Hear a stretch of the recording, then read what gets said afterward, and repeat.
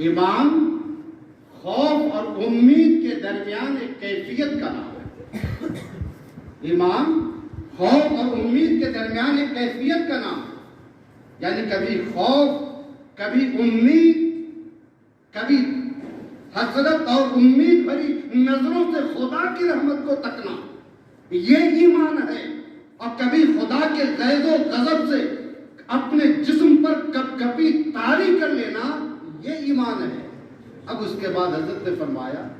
کہ میں آپ کو بتاؤں، اساتذہ بیٹھے فرماتے ہیں کہ دیکھیے یہ ایمان خوف و رجا کو کہتے ہیں، لیکن سنیں کہ خوف کب افضل ہے اور رجا امید کب افضل ہے۔ آپ جس مرحلے میں ہیں زندگی کے، اس وقت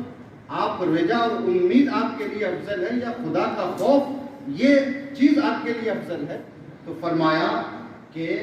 بندے کے جسم میں جب گناہ کی طاقت ہو تو ایسی صورت میں بندے کے لیے، مومن کے لیے خدا سے خوف یعنی خوف خدا، یہ ایمان ہے، یہ افضل ہے۔ اور جب جسم میں اعظم میں گناہوں کی سکت اور طاقت باقی نہ رہے تو ایسی صورت میں بندے کے لیے خدا سے طلبگار، خدا کا کی رحمتوں پر حسرت، محبت بھری، امید بھری نظروں سے تکنا، یہ اس کے لیے افضل اور یہ ایمان ہے۔ اس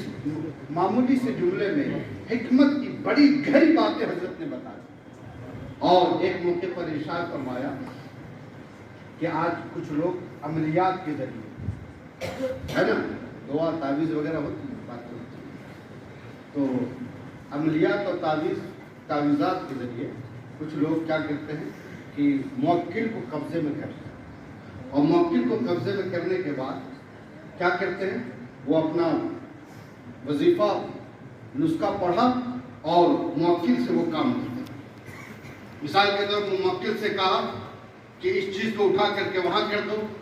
آپ نے موکل کو قبضے میں کیا تھا، فوراً آپ کے موکل نے آپ کے حکم کی فرمانبرداری کی، اس چیز کو اٹھا کر کے وہاں سے وہاں کر دیا، یہ کرنا تھا وہ کر دیا، جو بھی کہا موکل نے وہ کر دیا۔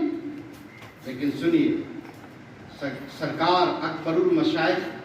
کیا فرماتے ہیں، اللہ توفیق دے تو ہم آپ اس طرح اپنے آپ کو بنانے کی کوشش کریں۔ سرکار اکبر المشائخ فرماتے ہیں کہ یہ تو موکلین نے کو قبضے میں کر کے ایک عامی